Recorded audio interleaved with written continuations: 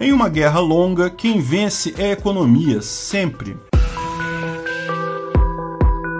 Esse é o Visão Libertária, sua fonte de informações descentralizadas e distribuídas. No século IV a.C., na região que hoje é conhecida como China, mas na época era o Império Zhou, viveu um importante estrategista militar e filósofo, Sun Tzu. Ele catalogou várias ideias comuns na época e aperfeiçoou outras tantas em uma obra que hoje é considerada referência, não apenas para militares, mas para estrategistas em qualquer área, A Arte da Guerra. É absolutamente impressionante como uma obra escrita há mais de 2.500 anos atrás, que sobreviveu até nossos dias escritas em bambu, numa época que não havia armas de fogo ainda, lutava-se com guerras com espadas e carruagens, arcos e flechas e cavalos, possa ser relevante até os dias de hoje. Porém, é extremamente considerada como base de toda a estratégia militar e, mais que isso, usada como fonte de inspiração para estratégias para empresas, corporações e até, em muitos casos, dicas de estratégia para a vida. Mas será que Sun Tzu realmente sabia das coisas? Vamos avaliar a obra de Sun Tzu em alguns vídeos. Já fizemos o primeiro, cobrindo o capítulo 1.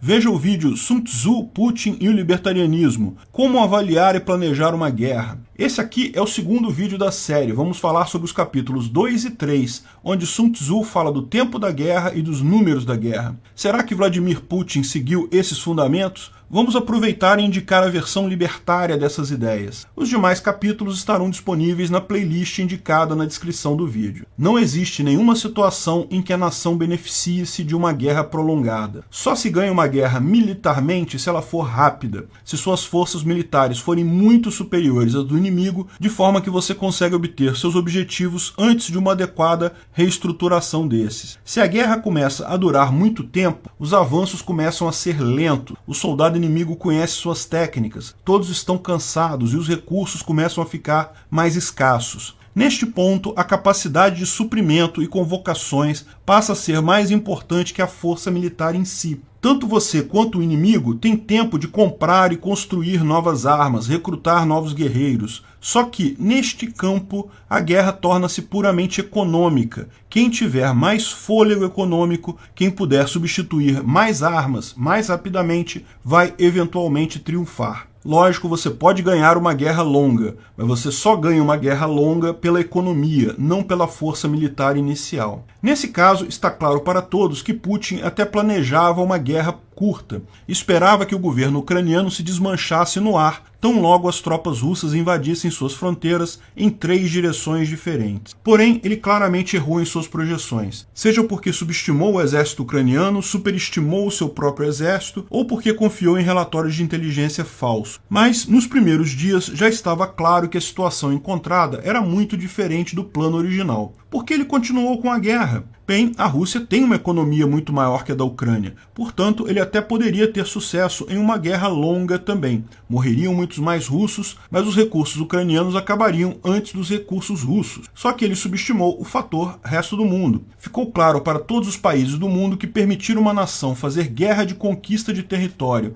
neste momento iria desestabilizar o mundo todo. Onde a Rússia iria parar, mesmo que o seu país não esteja sendo atacado diretamente neste momento, claramente será em algum ponto do futuro. O mundo se uniu à Ucrânia contra a Rússia, e nessa os planos de Putin foram para o espaço. Todas as terras que ele conseguiu conquistar ilegitimamente no território ucraniano foram conquistadas nos 3 primeiros dias da guerra. Depois disso, nada mudou. Agora, a guerra econômica fala mais alto. Putin está com sanções enormes, dificuldade de produzir tanques e mísseis, dificuldade de mobilizar soldados, ao passo que a Ucrânia tem recebido um suprimento farto de armas do Ocidente. Suprimento este que pode aumentar. Do ponto de vista libertário, isso faz todo sentido. Como sempre defendi, o resultado de uma guerra depende muito mais do PIB do país do que da sua força militar em si. De fato, como coloca Sun Tzu, numa guerra longa, esse é o caso. Numa guerra curta, a surpresa e a mera diferença militar inicial podem sim fazer diferença. De qualquer forma, na ética libertária, toda arma é defensiva, visto que iniciar agressão contra pessoa pacífica é ilegítimo. Mas isso mostra a importância de você ter armas, de você estar armado. Se um ladrão invadir a sua casa de noite, por mais que você seja muito rico,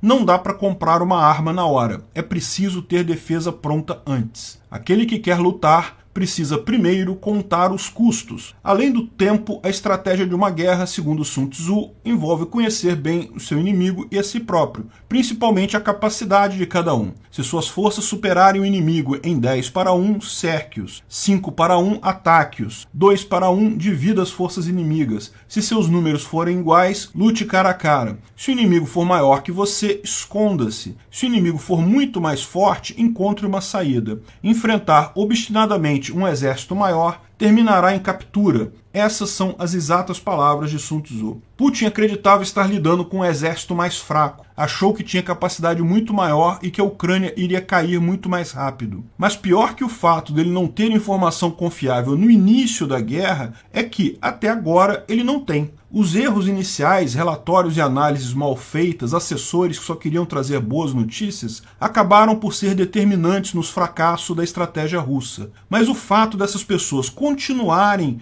mostrando informações inverídicas mostra que Putin está no caminho para estatelar o seu país e suas forças militares totalmente. Está numa tragédia agora e simplesmente não tem saída. Está num caos. No meio do caos existe a oportunidade. Sim, mas essa importante lição de Sun Tzu vem mostrar um ponto importante. No momento que as coisas estão mais confusas, é ali que existem as maiores oportunidades. Mas não para Putin, que já entrou nessa guerra derrotado, mas para o mundo todo de se livrar desse tipo de tirano ultrapassado e de guerras de conquista territorial. Essa guerra pode ser a primeira guerra em que se mostra claramente que mesmo uma superpotência nuclear não tem como ganhar uma guerra absurda e injusta devido à questão econômica. A economia garante que as pessoas jogarão pacificamente. Defesa é sempre importante, sempre haverá exércitos ou empresas de segurança privada para garantir a segurança de todos. Mas exatamente como disse Hans Hermann Hoppe,